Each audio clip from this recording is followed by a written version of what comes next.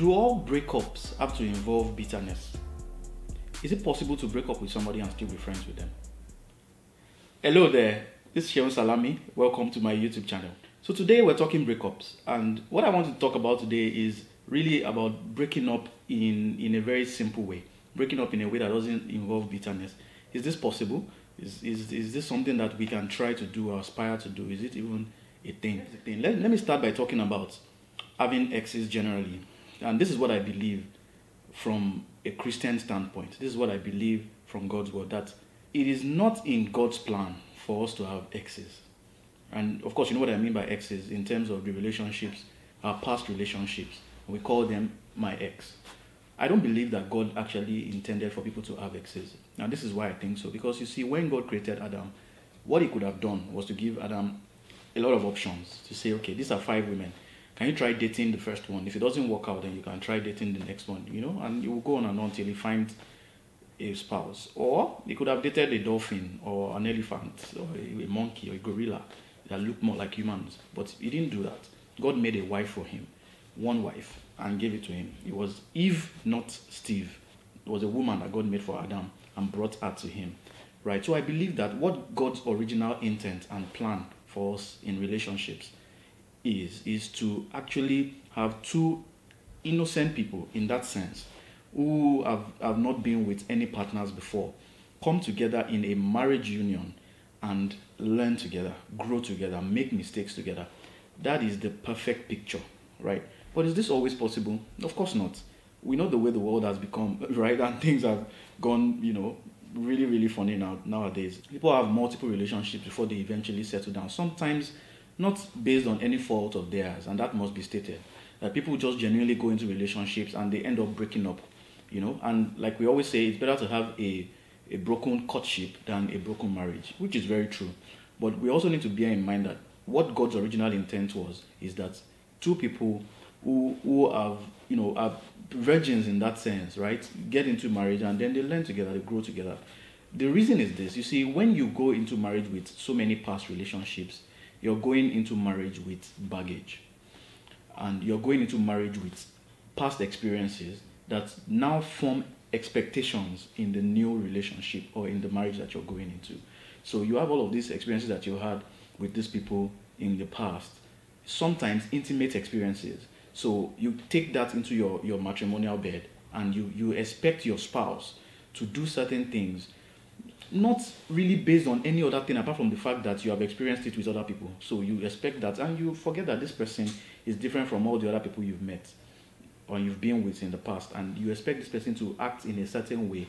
And once they don't respond that way and those expectations are not met, there's frustration, and then there's the tendency for adultery and all of these other things. So it's usually a ripple effect, and that is why I always advise young people that it's better to stay single for as long as you possibly can until you are really ready and looking towards marriage. So it's not okay to just have an extended relationship for no just reason. I mean, if you're somewhere else, like it was in my own case, if you're in a different part of the world, the person you're trying to get married to is somewhere else, and you guys are working at it, and it's not yet coming together, I mean, that's understandable. It might take some time. But if that's not the case, or there's no other really genuine reason why it's taking so long, you shouldn't start. I mean, I talk to young people in the little church where I pastor, 18-year-olds, 17-year-olds, and they're asking me, Pastor Shion, why can't I go ahead and start dating now? And I'm like, okay, you're 18. Like, how do we do this? Do you want to get married in 2 years? I say, no, marriage, no, I just want to date. And I'm like, okay, the challenge with that is, it's going to take you a really long time to try to abstain from sex. It's going to take you a really long time to try to abstain from certain things. And there's a difference between sex and sexual activity. And I'm clear to state that, because it's when you're talking to young people, especially in this part of the world, they know a lot, and it's very different from back in Nigeria.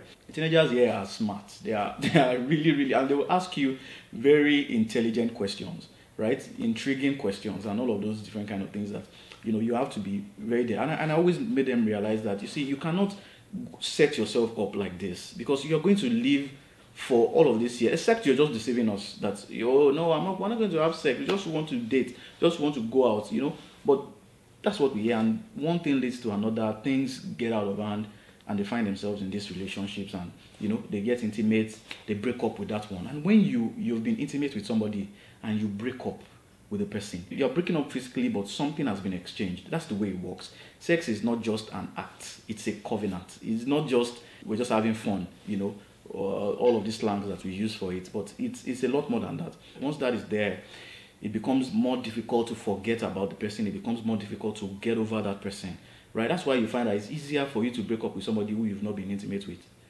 and you just move on easily. But when intimacy has been involved, then it becomes a lot more difficult. It becomes more challenging, right? And then, especially for ladies, there's this emotional trauma that because a part of you has been shared with that said person, right? So that's important to bear in mind.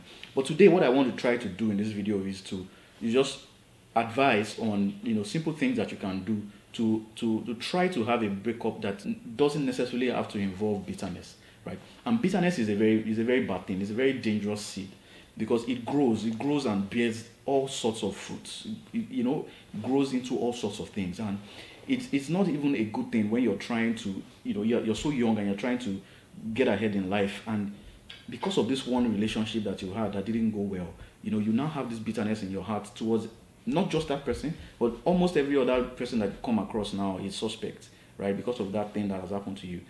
It might be difficult, but we need to really learn to let people go. And I've had a problem with that too in the past. And people just hurt you. The way people who are really close to you just hurt you in a very funny way. And you're almost like, how could this person really do this? But if you think about it properly, this is what I usually tell myself. You see, if people know better, they would act better. And you have to always remember that people act part-time based on what they know, based on the information and where they are at that particular time. They would act, right? And the things that are available to them, the information that is available to them, the exposure that is available to them at that particular time. When they move on, and they probably get more exposure, they're probably more enlightened about the situation, they probably know better, they're probably more enlightened, they would act in a different way. There were things that if you had asked me 2-3 years ago to do certain things, the way I would have approached them is quite different from the way I approach things now. It's just like this YouTube channel. Everything that you're watching now, all of these sets, I know to some people it looks amazing. To some other people, I've seen better than this. And that's the point. You must always remember that people always act based on what they know at that time, right? So you must give people the benefit of the doubt that what you're doing at this time is the resources that are available to you, the level of knowledge that you have about certain things, right? I mean, if as time goes on, maybe a year down the line, I'll look back at some of these videos and be like, oh, I could have done this, I could have done that. Maybe I could have, done something, and you will just improve. That's the way life is, and you keep growing. So it's important to bear that in mind. So if you understand that about people, when it comes to relationship, it will be easier to let go of odds. It will be easier to let people go and forgive them. I know it's difficult. I've been there myself. But it's something we have to do because bitterness can actually deprive you of progress in life. I mean, even having your prayers answered is a challenge when you're harboring unforgiveness. So it's important to understand that. Now, how do you go about breaking up with somebody without bitterness? This is the first step. You see, breaking up should begin with open and honest communication. The reason why people feel very bad about breakups and it becomes an emotional, problem is the fact that people are not honest when it comes to breaking up. You hear cliches like it's not you, it's me, and things like that. Please, can you just be honest? Can you open up to this person and let them know? People are left in the dark. People are, just confused. They don't really know what's the problem. Is it another woman that is the reason for this? Is it, is it something else? Is it something they did? You just need to be open and honest and communicate well so that the person knows exactly what is going on. And then you guys can be open about things. If it's a breakup that is happening based on something that you both don't have control over, let's say something like genotype, right? That's something to be open and honest about and say, well, this thing can't work because of this, right? That should not warrant bitterness. That should not mean that you guys will hear something good happening to yourselves, a few years down the line and you still feel like, there's a pain in your heart. Then that means you've not healed. And that's a very dangerous place to be because other things in your life may be tied to this thing that you're holding on to.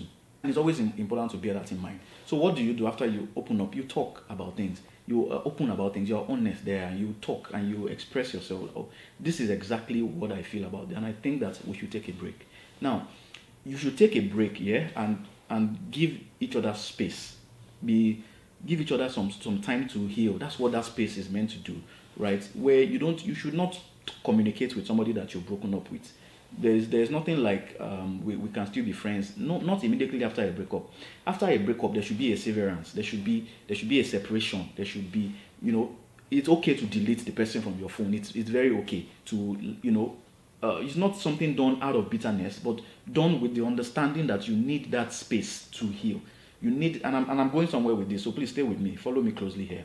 You need the space. You need that, time to just not see the person for a while, not hear anything from the person for a while, not follow them on Instagram for a while, not, on BBM, not see their updates. Just take the person off your life for that period of time.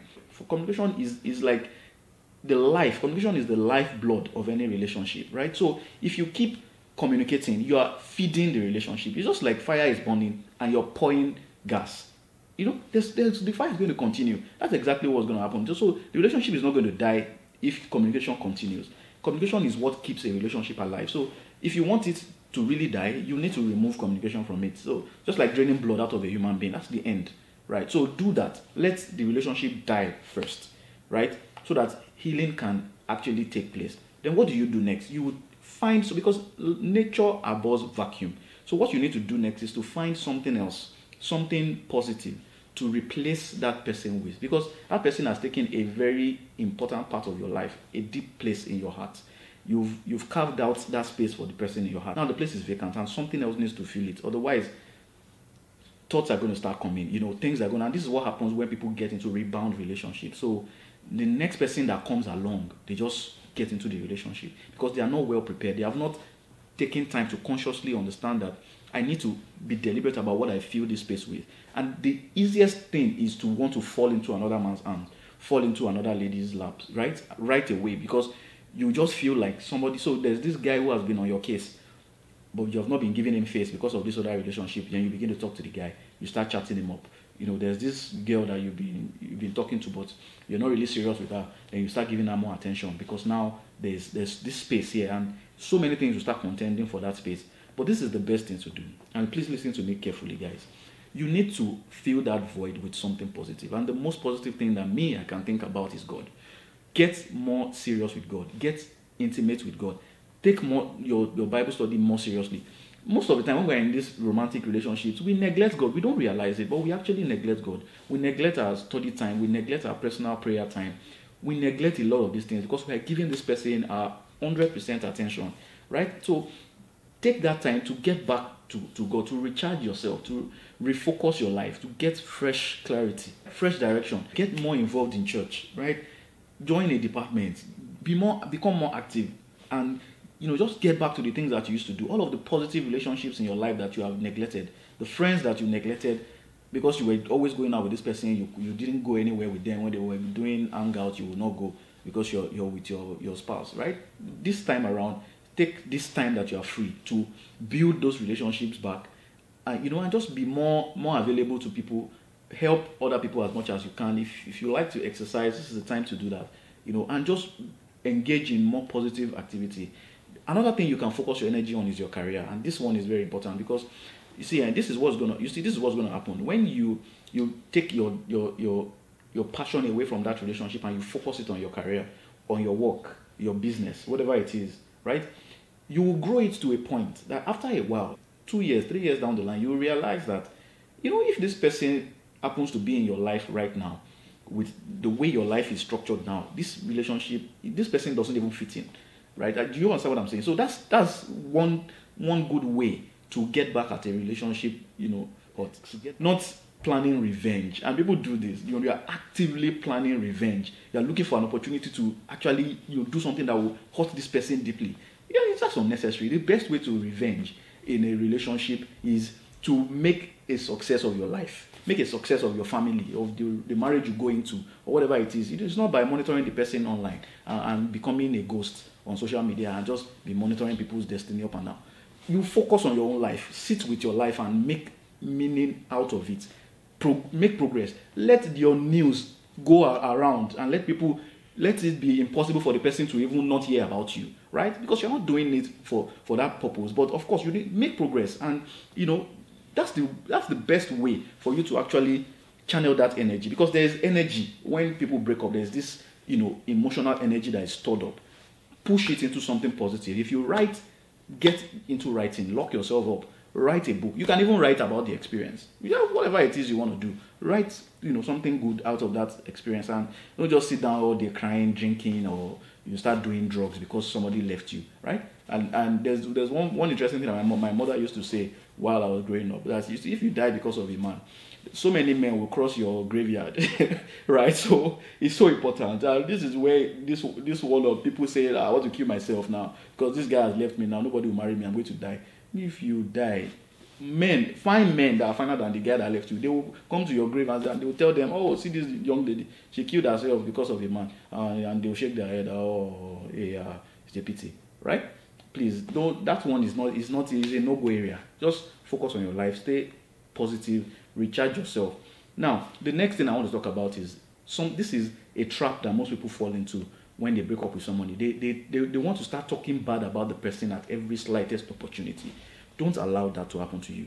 See, when you date somebody and then you break up with the person and you now start saying bad things about that person, it says a lot about you.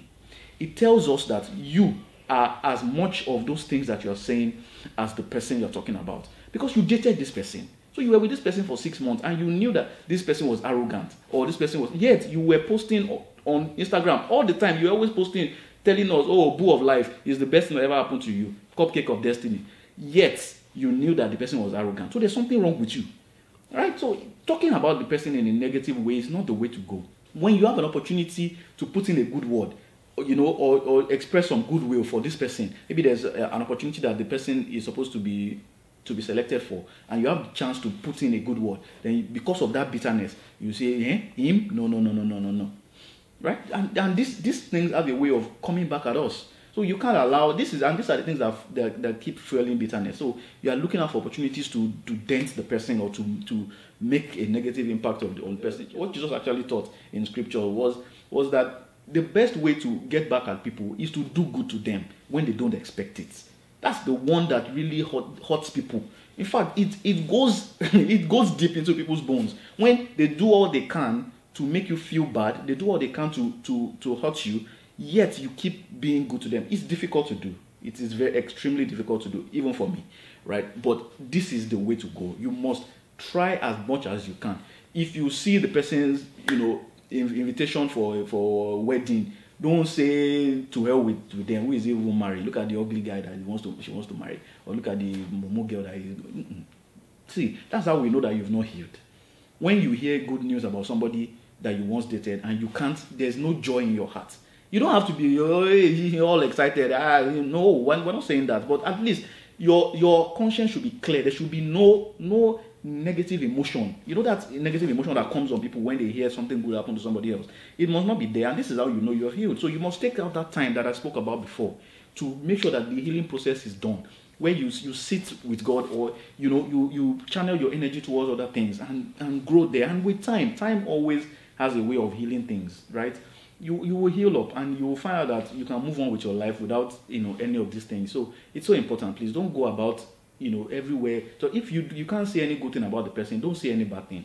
You say, how is this person? Oh, it's been a while I heard from him or her, and that ends it, right? You don't need to go on and on about that one, the womanizer of life. Hey, anything in skirts like this is pursuing. But you were dating the person, and they were telling you, they were even warning you that guy, can't you see that? But say no, he's just appreciating God's creatures. You now broke up, and you are now going up and down and saying all these bad things about the person. Now, finally, let me talk about picking up on the lessons that you learn in these relationships. You might have broken up with someone, but there is always a positive lesson to learn from any past relationship.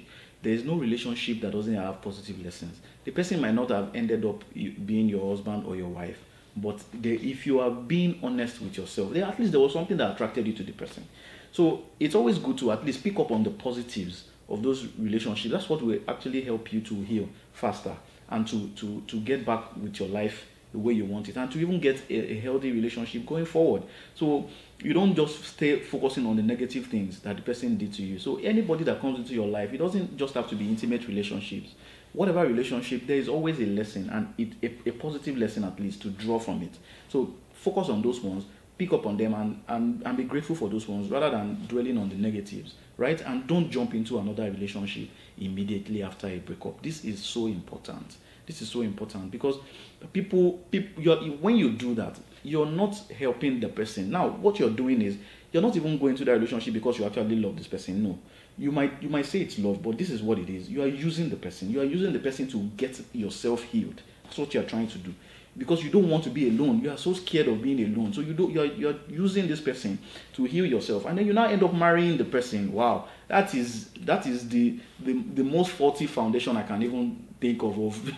Like you're getting married to somebody on a very faulty foundation. That's what it is. So you must be careful not to fall into that trap. Don't let your marriage be built on a rebound relationship. Okay? Take out time to, just give yourself some time to work on yourself, to heal and be a better person. And then with time, a good relationship will come along, a healthy relationship that you can get along with somebody else and live happily ever after. I hope with these few points of mine, I've been able to convince you and not to confuse you. Okay, so once again, thank you for watching the video. Like the video if you like it. So thank you guys once again for watching the video. Please subscribe to the channel if you've not subscribed, so that you know when I have a new video out. I have new videos out on Fridays at 9 p.m. Pacific Standard Time in Canada, and that's now 5 a.m. in Nigeria on Saturday. So because of the daylight saving, that 1 hour has been cut off, so it's now 5 a.m. But you need to subscribe to get an alert, right? And let your notifications be turned on so that you get an alert from YouTube directly telling you that Shehu Salami has a new video out. Okay, I'll see you guys again next week. Check out some of the other awesome videos I have on the channel. Until I see you next week, God bless you.